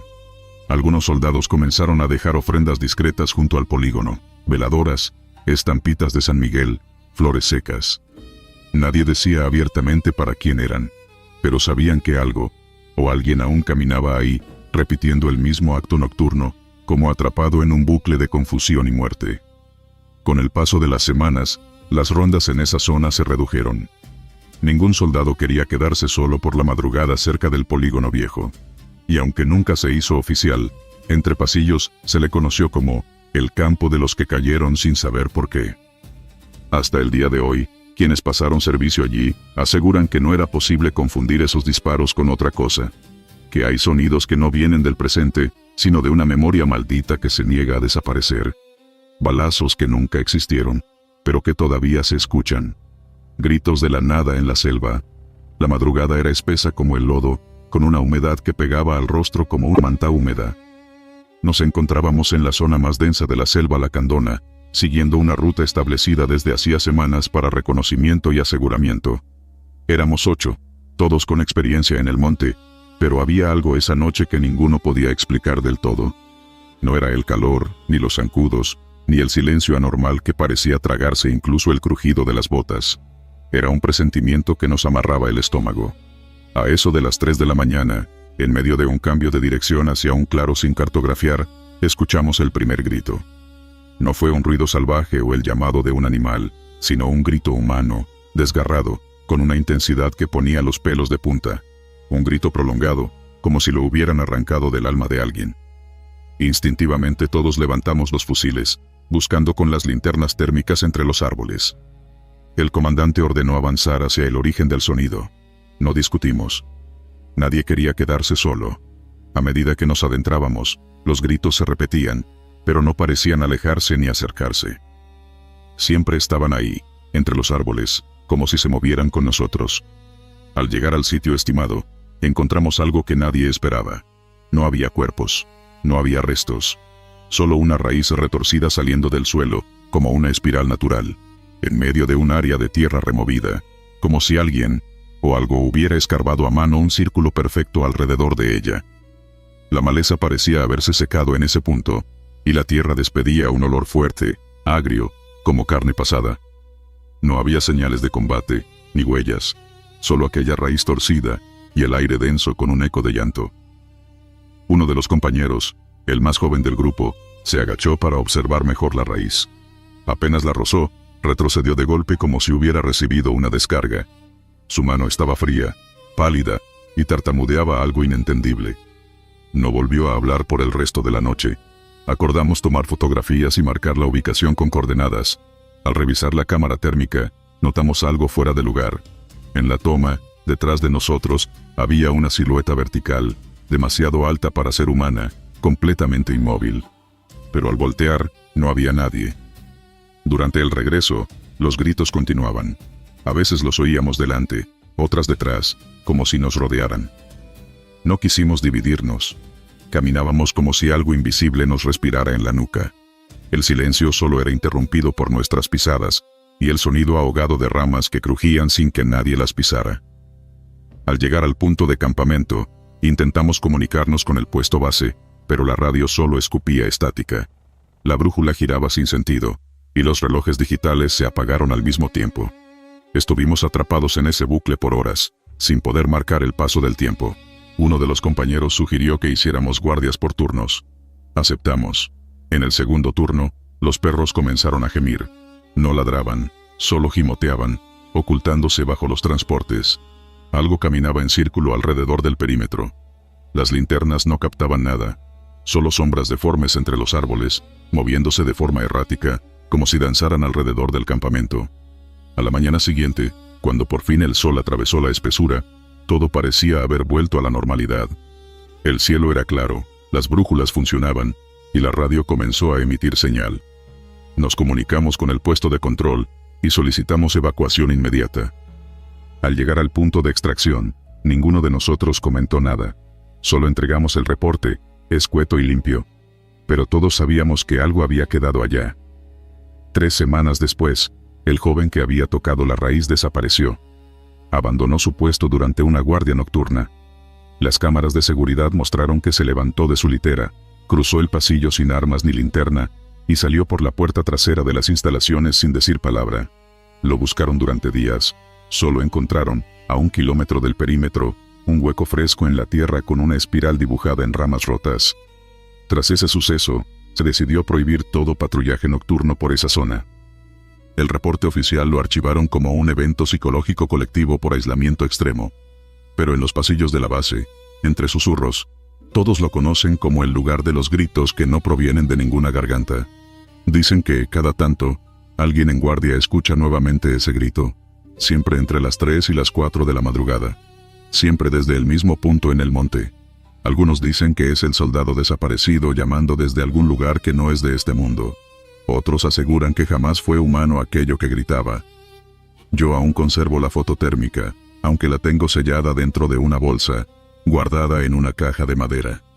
La silueta que aparece detrás de nosotros, me sigue pareciendo cada vez más inhumana, como si tuviera extremidades de más, como si la forma de su cabeza no correspondiera a nada que habite en este planeta. Desde entonces no volví a patrullar la selva de noche, ni solo ni acompañado, porque allá en la profundidad de la Candona, la oscuridad parece tener voz. Una voz que no viene de cuerpos vivos. Una voz que grita desde el suelo. Desde una espiral que no lleva a ninguna parte. O tal vez, a todas al mismo tiempo. Rondines que nunca regresan igual. Durante años, los rondines nocturnos en la zona selvática asignada a nuestro destacamento eran rutina. Uno caminaba siguiendo las rutas delimitadas, chequeaba puntos específicos, hacía llamadas por radio, y volvía al campamento sin novedades. Eso era lo normal. Pero en los últimos meses, varios compañeros comenzaron a reportar anomalías que no encajaban con nada que pudiéramos explicar. El primero fue uno de los soldados más tranquilos del pelotón, alguien que no se dejaba impresionar fácilmente. Salió al patrullaje con linterna, brújula, radio y GPS, como todos. Tenía asignado el recorrido corto, un tramo plano de sendero con árboles de ceiba y caoba a los lados, que bordeaba una pequeña cañada, y regresaba a la base en menos de 1 hora. Lo vimos partir a las 11:30 de la noche. La rutina indicaba que volvería antes de la 1 de la madrugada, pero no fue así. Eran las 3 y no había regresado.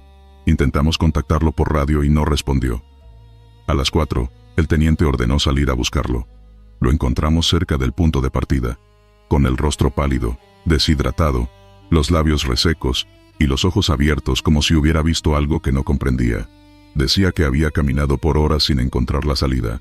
Según él, avanzó, giró, cambió de ruta, y sin embargo, siempre regresaba al mismo árbol con una rama en forma de garra. El GPS marcaba que se movía en línea recta, pero su brújula giraba como si no tuviera un norte fijo. Cuando revisamos la grabación del GPS, su ruta era una flecha perfecta apuntando al sur. Sin embargo, él aseguraba haber dado al menos 30 vueltas, sudando, gritando, rompiendo ramas, sin encontrar salida. Incluso dijo haber visto su propia linterna proyectada desde otra dirección, como si alguien más la llevara. Esa fue la primera vez que se cancelaron los rondines nocturnos por una semana completa. Creímos que era un caso aislado, tal vez un episodio de deshidratación, estrés o confusión, pero las siguientes semanas, todo cambió. Otro compañero fue enviado a la misma ruta, esta vez con un acompañante. Ambos aseguraron que al llegar al claro donde se encuentra un gran árbol caído, el camino desapareció, literalmente. En lugar de la bifurcación que conocen desde siempre, solo vieron monte espeso, maleza que no había sido cortada nunca, y árboles que no reconocían. Uno de ellos, en un intento de orientarse, usó un mapa físico. El otro confió en la memoria. Ambos tomaron rutas diferentes, intentando regresar, y terminaron encontrándose de frente en el mismo lugar, sin haber dado la vuelta. Esa noche, los dos volvieron con los ojos vidriosos y sin hablar. Tuvieron que dormir en la enfermería. Dijeron que, en medio del recorrido, comenzaron a oír susurros entre los árboles. Al principio pensaron que se trataba de una interferencia en la radio, pero no llevaban la radio encendida. Los sonidos venían de entre las ramas. No eran voces completas, sino frases sueltas, con repeticiones. Otra vez. Por aquí no. Te dije que no. Uno juró que escuchó su propio nombre susurrado desde una dirección contraria a la que él caminaba. La tercera vez fue diferente. Se trató de un cabo experimentado, con años en la selva, curtido, frío, de los que no creen en historias. Volvió al campamento con una mordida superficial en la pantorrilla. Dijo que un perro salvaje lo atacó por sorpresa. Pero los médicos encontraron que la marca era demasiado simétrica. No tenía forma de mandíbula de perro, ni siquiera humana. Eran dos filas de orificios circulares, como si algo con múltiples dientes rectos le hubiera presionado la piel sin desgarrar. Esa misma noche, el soldado comenzó a hablar dormido. Decía frases sin sentido, pero varias veces se le escuchó decir: no son los mismos árboles. No están donde deberían. No me quieren dejar salir. Lo siguiente fue aún más extraño. Una madrugada, desde el puesto de observación del campamento, uno de los vigías aseguró ver una patrulla avanzar por la ruta central. Reconoció las luces de la linterna y el reflejo del uniforme. Era uno de nuestros rondines. Apuntó con binoculares y vio claramente a un soldado con el rifle al hombro, caminando recto hacia el sur. El problema es que no había ningún soldado fuera esa noche. No se había autorizado salida. Nadie estaba de guardia en la ruta. Cuando enviaron un equipo a revisar, no encontraron a nadie. Solo huellas marcadas en la tierra mojada que avanzaban hasta mitad del sendero y luego se detenían bruscamente, como si el caminante hubiera desaparecido. Con el tiempo, algunos comenzaron a hablar de la zona giratoria. Le pusieron ese nombre porque varios que caminaron por allí aseguraban que sentían vértigo repentino, como si el suelo diera vueltas bajo ellos. Uno dijo que, al mirar al cielo, las ramas formaban un patrón espiral que parecía moverse. Otro aseguraba que el canto de los pájaros comenzaba a sonar al revés. Pero lo más inquietante ocurrió cuando un sargento fue enviado a cartografiar la ruta con sensores y equipo avanzado. Instaló cámaras de movimiento, dejó marcas con cinta reflectante y trazó una línea con pintura fluorescente desde el inicio del camino hasta una roca que servía como referencia. A la mañana siguiente, la pintura ya no estaba. Las cintas colgaban de ramas distintas a las que él recordaba haber usado. Las cámaras no grabaron nada anormal, pero una de ellas marcó una interrupción de 5 minutos en su grabación sin razón técnica. Al revisar el video, en el último segundo antes del corte, una figura cruzó el lente. No tenía forma definida. Era negra, alargada, con brazos que no parecían articulados. Iba rápido, como deslizándose. Ningún animal de la zona coincide con esa silueta. Ni jaguar, ni mono, ni ave. Desde entonces, se dejó de usar esa ruta para los patrullajes nocturnos.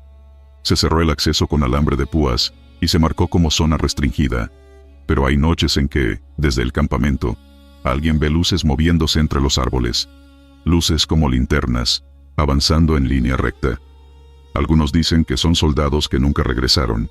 Otros, que el mismo bosque camina, cambia de forma, se reorganiza para mantener atrapado a quien se atreva a entrar. Lo cierto es que nadie se arriesga más. Y sin embargo, cada tanto, alguien oye pasos que crujen hojas cerca de la alambrada, como si alguien aún hiciera rondines en esa zona, aunque nadie haya salido esa noche.